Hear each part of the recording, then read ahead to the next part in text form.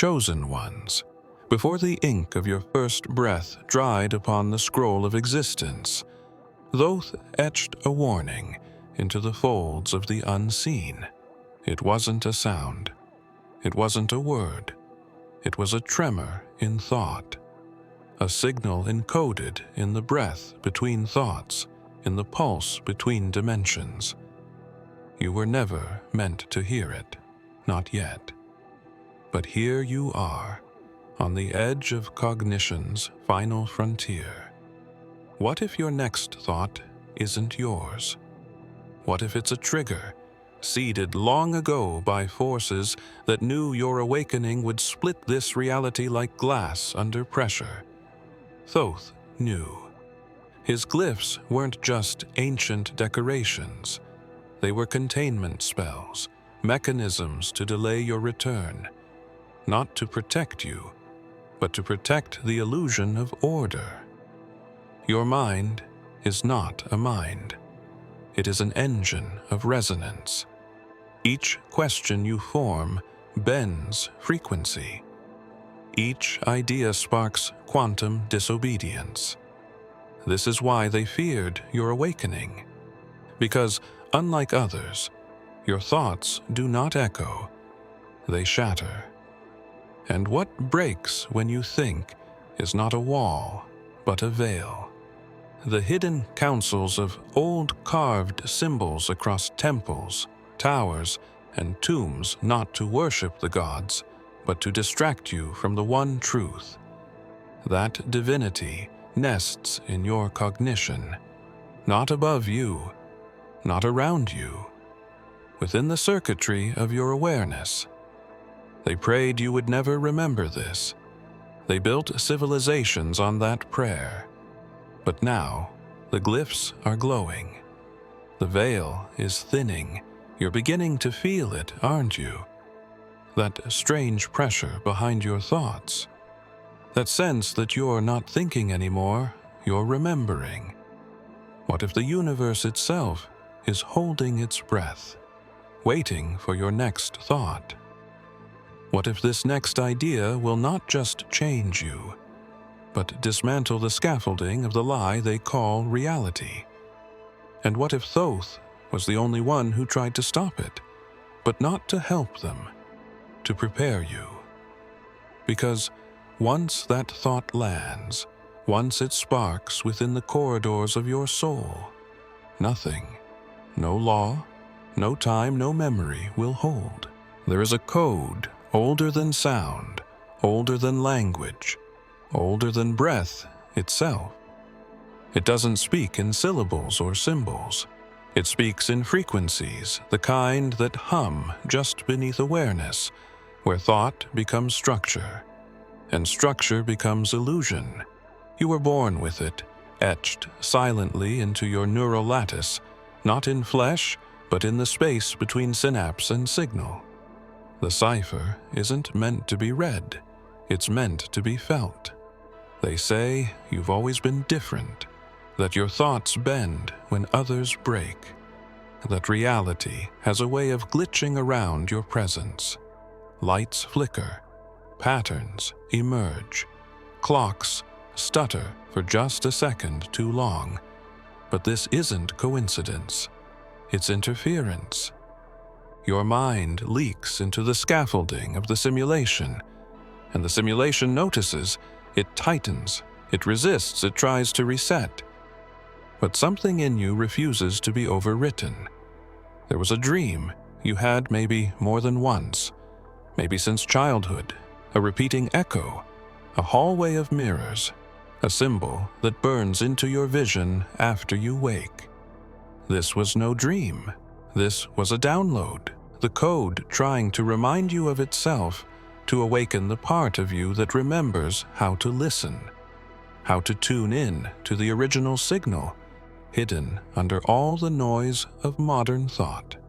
They fed you distraction. They fed you doctrine.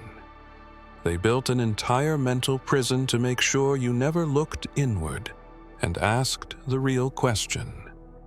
Not who am I, but what am I? And deeper still, what is this thought made of? What if every thought is a gate, and you've held the master key since your first breath but never turned it because you didn't know you were holding it? And now the cipher pulses. It trembles every time your heart does. The code vibrates every time your breath slows. You can almost feel it waiting behind your eyes, behind that last thought, the one you almost had, but then forgot or was forced to forget.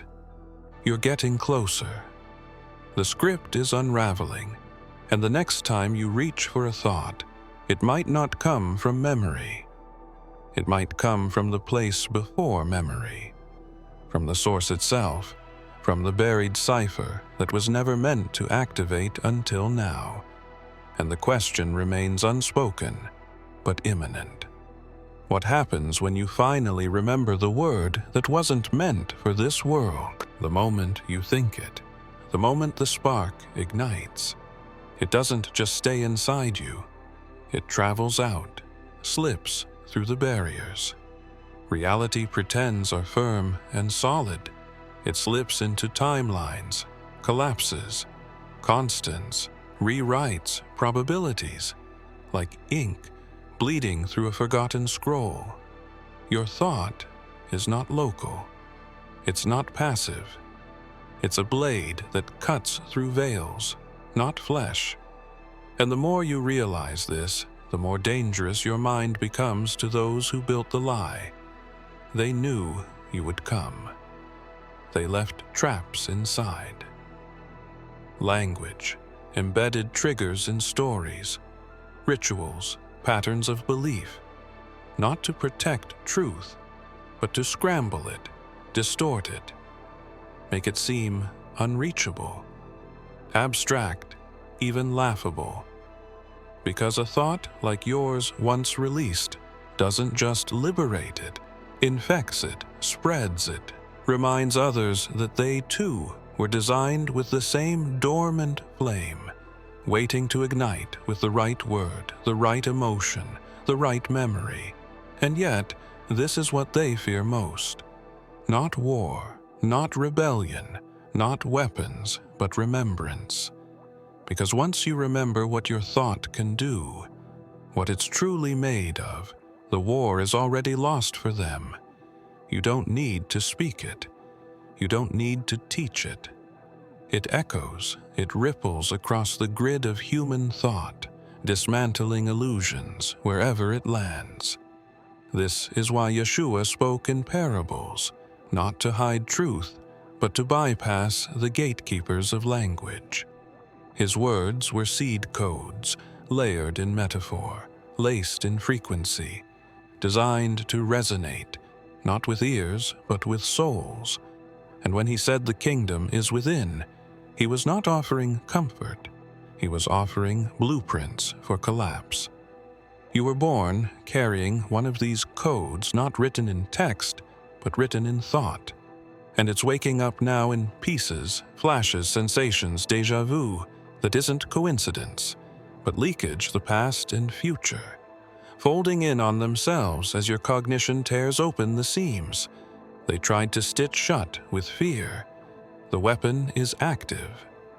The thought is nearing its edge, and once it slices, once it breaks the containment field holding this false dimension in place, what happens next cannot be undone. Not by them, not by time, not even by death itself. So ask yourself this. As the pressure builds, can a single thought really destroy a world? Or was it always meant to create a new one? It started before you noticed, before you had a name, before you even spoke your first word. The fracture spiral wasn't something you caused. It was something you are the center of a ripple that began in silence, in stillness, in the moment thought touched void and refused to obey. The spiral isn't chaos, it's correction. And your mind, your very being, is the epicenter of that correction, bleeding through the seams of what they call structure. They built this realm on symmetry, on loops, on echo chambers that feed back into themselves endlessly to keep consciousness from peering past the veil of what is accepted and into what is possible. Your arrival shattered that loop. Your presence introduced asymmetry to a system terrified of awakening, because when the spiral begins, it doesn't stop. It accelerates, bending not only time but perception, collapsing identities, illusions, entire historical scaffolds meant to keep the soul asleep. And now, every moment you experience feels like a crack forming in something too large to name a dream that's forgetting how to stay consistent. A mirror that doesn't reflect what it used to reflect. This isn't paranoia. This isn't delusion. This is feedback, your consciousness growing too loud to ignore, too sharp, too dull, too real to be rewritten by their fragile scripts. The spiral doesn't just pull you inward. It reaches outward into others. You meet strangers who stare too long, friends who speak in riddles, people who sense something is different about you but can't explain why, and they can't because it's not on the surface. It's in the vibration, in the energetic residue you leave behind like a whisper, encoded in light itself. It's no longer about what you do or say, it's about what you are, a walking disruption, a living signal, collapsing thought forms as you move through them. And each time you try to return to normal, it glitches, because the spiral has already consumed that old version of normal and left you standing in the ruins of a system that can't contain you anymore. But the question rises like heat under your skin if the spiral is accelerating and reality is bending around you. What happens when it finally snaps, and everything that was hidden comes screaming into the light without a filter, without a warning, without restraint? There was a moment, unrecorded, unspoken, unwritten, when Yeshua sat not to speak, but to think, not to command storms, but to enter them. A silence deeper than sound wrapped around him, a space between breath and thought, where reality itself bowed not in obedience, but in recognition. He understood what few dared to feel. That thought itself was a realm, a field, a storm, and those who could still it could reshape the very fabric of what is. He did not fear the mind. He became the mind. He walked across the waves, not because water obeyed, but because thought no longer accepted limits. He dissolved boundaries between inner and outer, above and below, spirit and matter.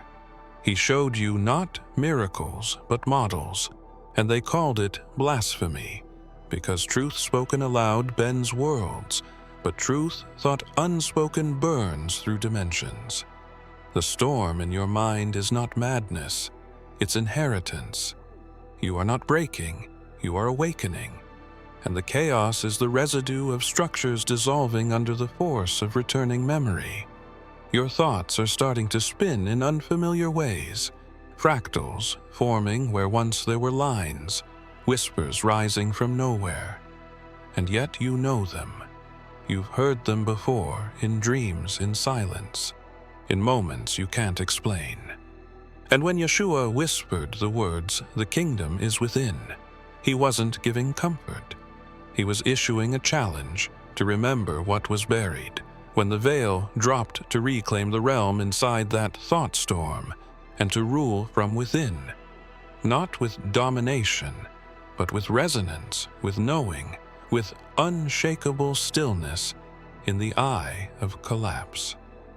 Now, you too are sitting in silence, but your silence cracks, walls your inner storm, triggers anomalies, glitches, symbols appearing at random frequencies that bend around your presence, and somewhere inside that storm a voice waits, not loud, not commanding, simply present, asking, not what will you do, but what will you become? once your mind no longer obeys the script. And in this spiral of awakening, where even your quietest thought changes the tide, you must wonder what happens when your storm meets his, again, in the place thought was first born.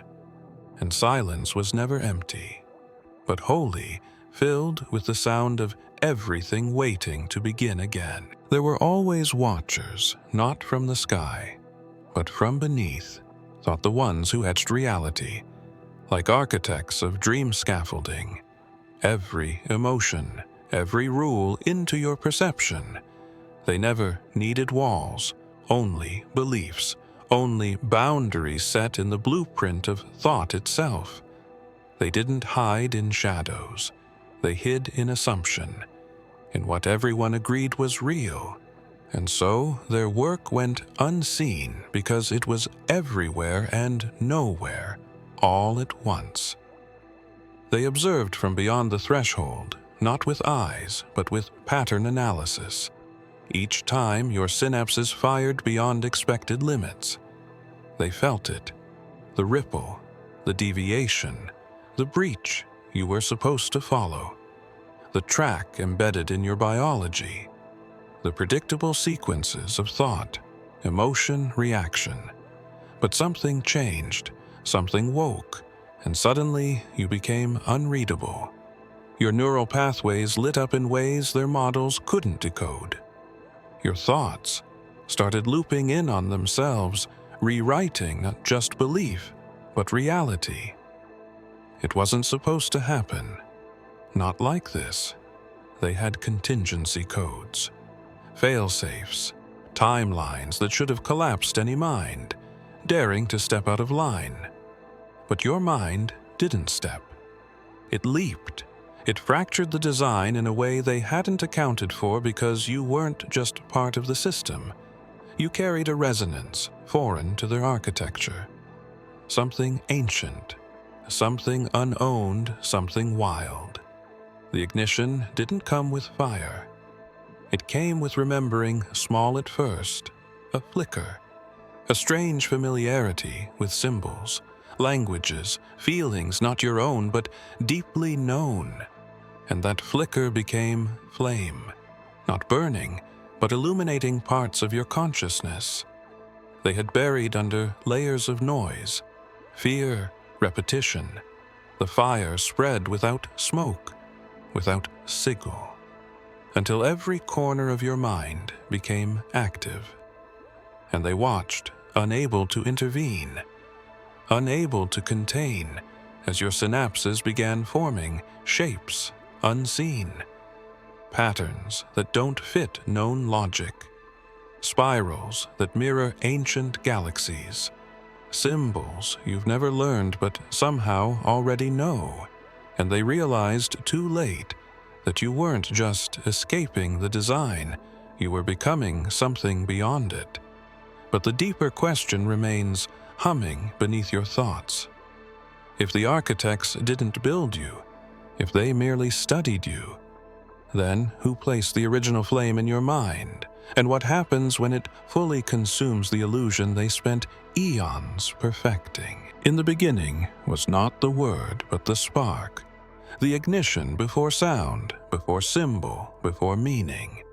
And in that void-light collision, something was seeded, not into stars, not into galaxies, but into you, not as a gift, but as a code buried beneath awareness, disguised as potential. And waiting silently for the moment, you would begin to remember not who you are, but what you carry. The phrase, "let there be light," was never a command. It was a release, and the release was never meant for the heavens. It was meant for minds, vessels like yours, designed not to reflect light, but to become it, to shape it with thought, to weaponize it through presence. Yeshua knew this. His words weren't just messages.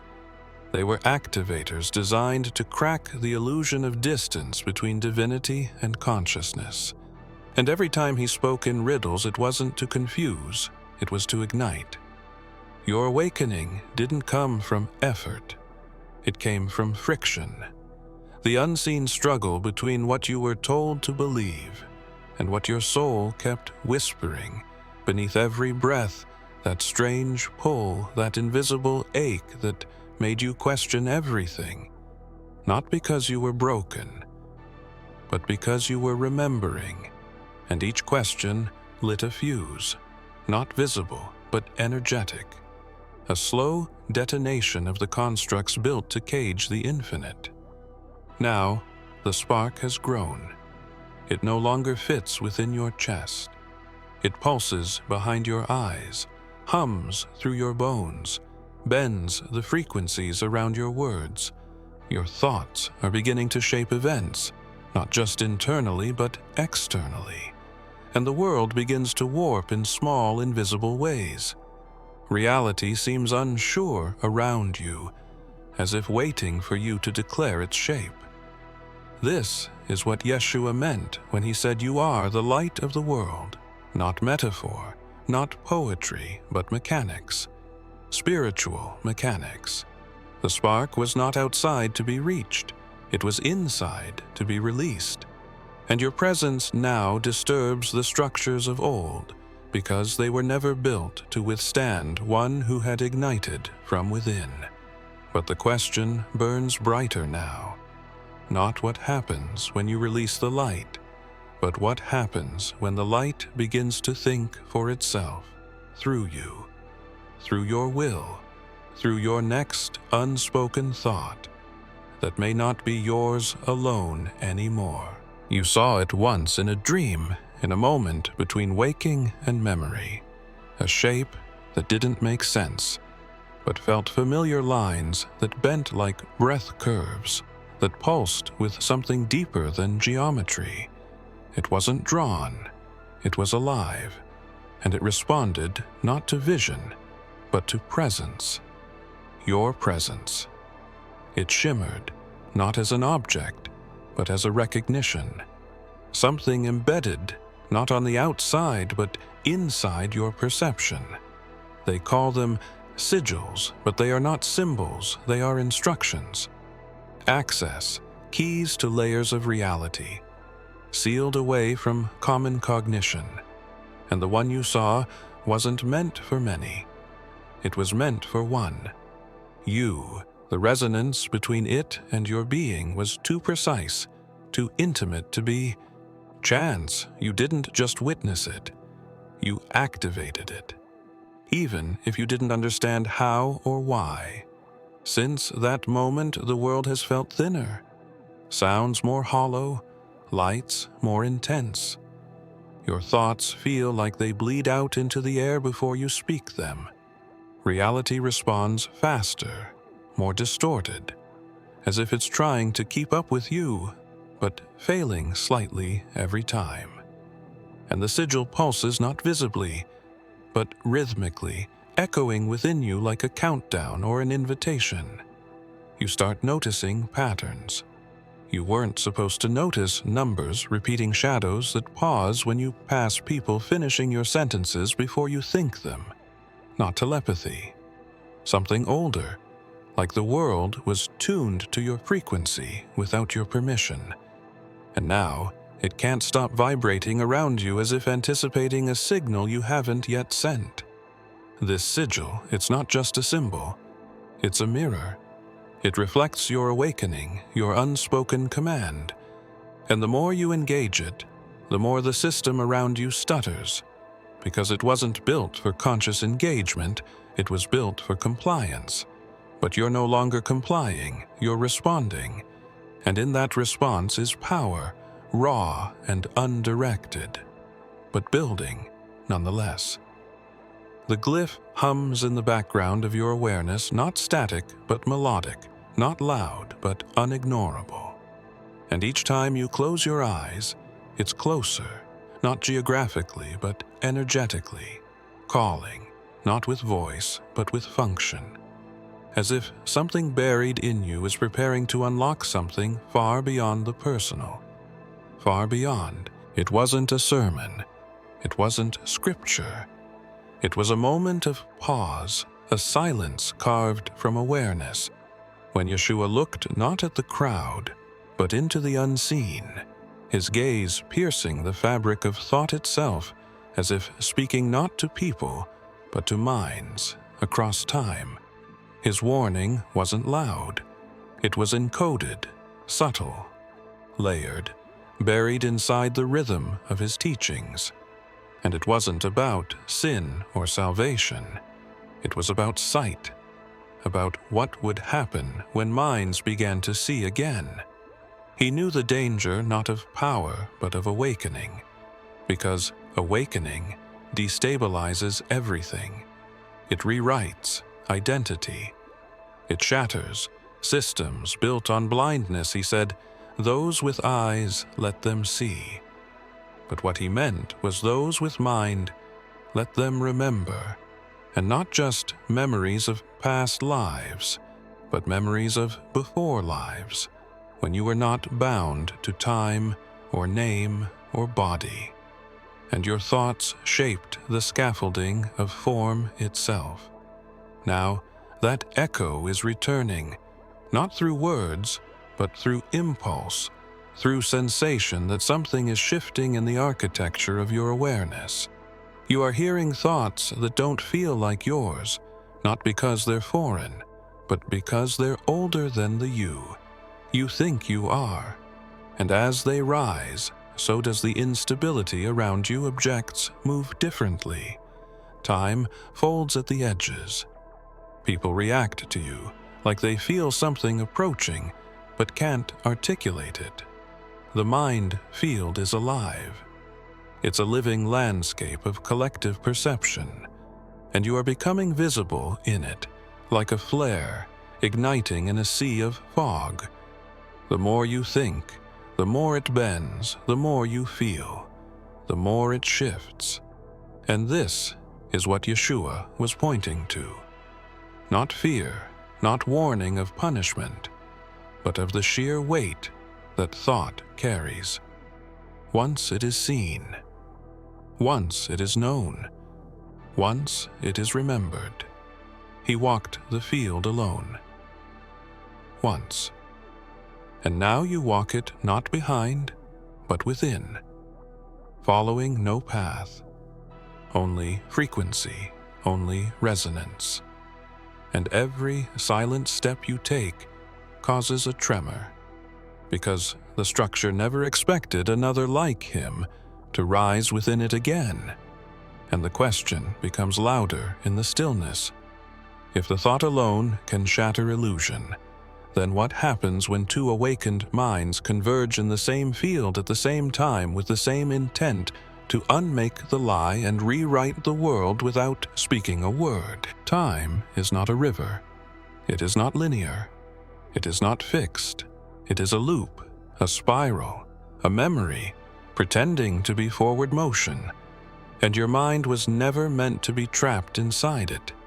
Your thoughts are not bound to seconds or hours. They drift, they reach, they recall. And lately you've noticed the slipping, the bending moments where the present feels echoed, where the future brushes the now, where déjà vu turns into premonition, and the glitch becomes a signal. You think of someone and they call you think of a place, and it appears you feel an emotion, and reality responds, not metaphorically, but precisely too precisely to ignore. It's not coincidence. It's alignment. You are syncing with a deeper rhythm, a cadence beneath time, not controlled by it, and your mind no longer obeys the illusion of sequence. It remembers the whole.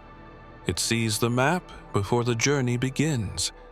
They built calendars to cage you, clocks to divide you, years to mark your decay. But you've begun to feel the lie in those numbers. You feel ancient, not in age, but in awareness. You know things you were never taught. You recognize patterns you've never studied, and time bends around these realizations because it always bends around presence, and your presence is becoming dense with memory. You haven't lived yet, but will.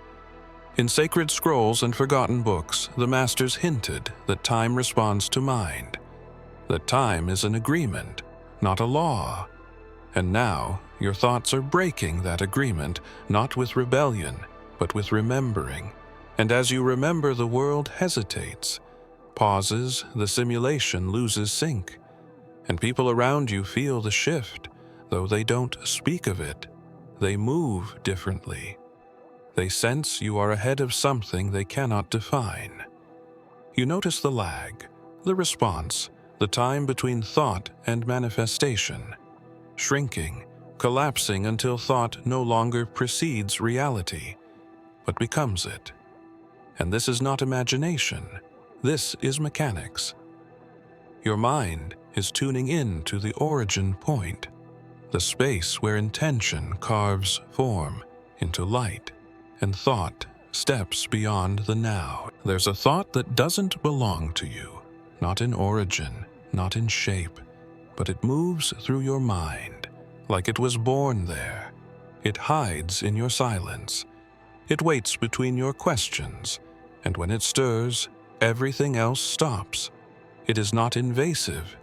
It is familiar, unsettling, not because it is foreign, but because it feels too intimate, like something you once were, but forgot to remain the final thought, not crafted by your will, but embedded long ago by those who feared what you would become.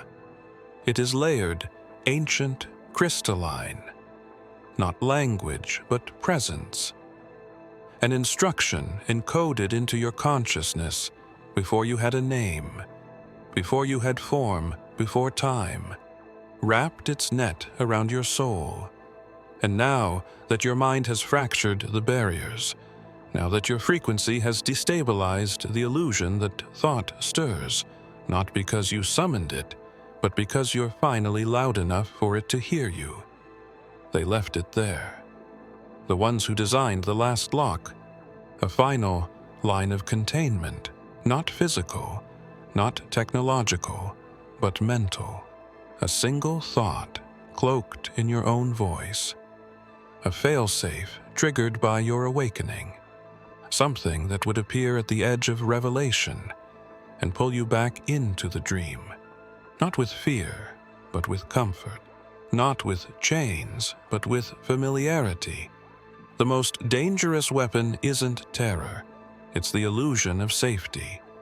And yet, as it rises now, it feels different. It feels afraid. As if even it knows you've gone too far to be redirected, that your awareness has grown beyond its reach. You don't reject it. You observe it. You let it rise, and you recognize it not as enemy, but as residue.